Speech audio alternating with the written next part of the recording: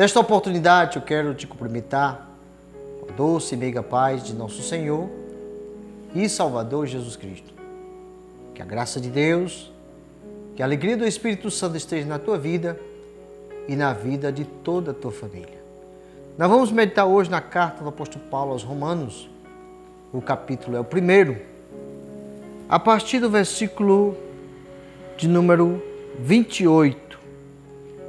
Nós vemos essa passagem bíblica a partir do versículo 18, falando sobre a idolatria e a depravação dos gentios, aqueles que vivem na impiedade, na incredulidade, longe de Deus, sem a presença do Espírito Santo, sem a obediência à palavra de Deus.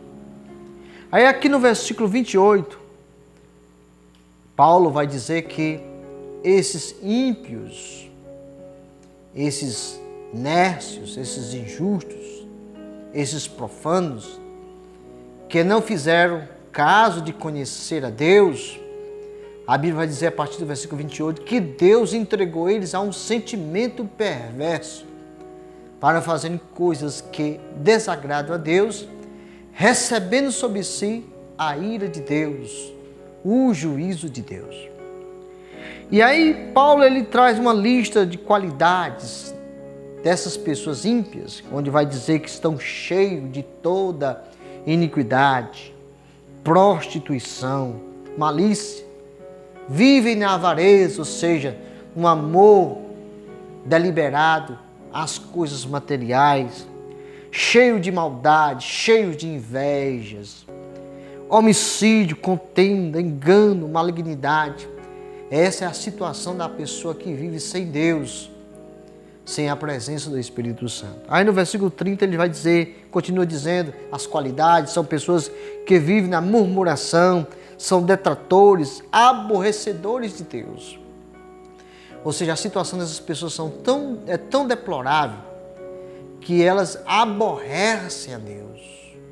Deus não se agrada de forma alguma da maneira de vida, de comportamento dessas pessoas que vivem sem a presença do Espírito Santo, sem a presença do Senhor Jesus.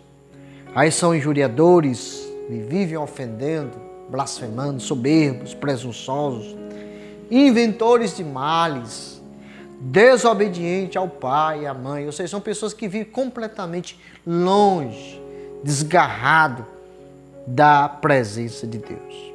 Aí no versículo 31 Paulo vai dizer que são nércios, ou seja, pessoas que completamente perderam o sentido, o juízo, o entendimento. São pessoas infiéis nos contratos, sem afeição natural, irreconciliáveis, sem misericórdia. Interessante que nessas duas últimas palavras que vai falar que eles são irreconciliáveis, ou seja, são pessoas que estão numa posição, num estado espiritual tão grave que não há reconciliação com Deus. Eles se entregaram, eles mergulharam mesmo de ponta cabeça num mundo de perdição, desobediência a Deus. E são pessoas que não têm misericórdia. Ou seja, não têm misericórdia para com ninguém e também a misericórdia de Deus sobre essas pessoas também não vão ser alcançadas.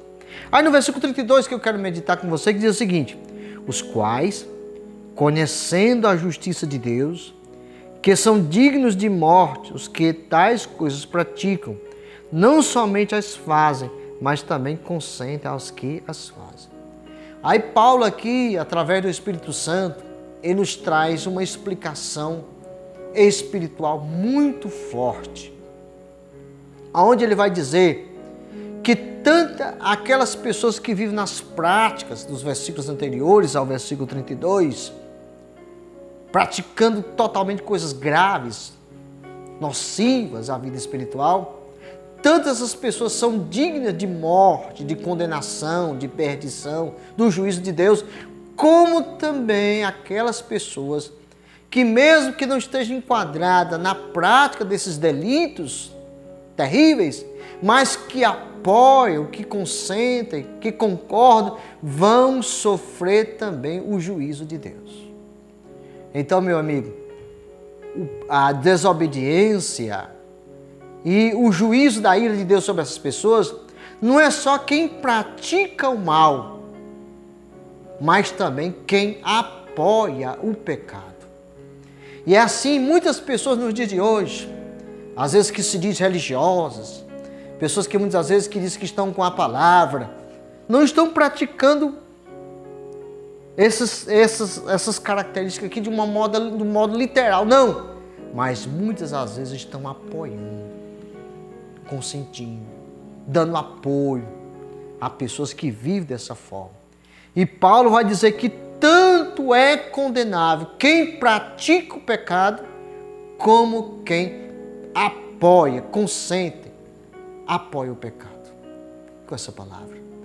Que essa palavra encontre no teu coração um lugar que você seja liberto das amarras do pecado.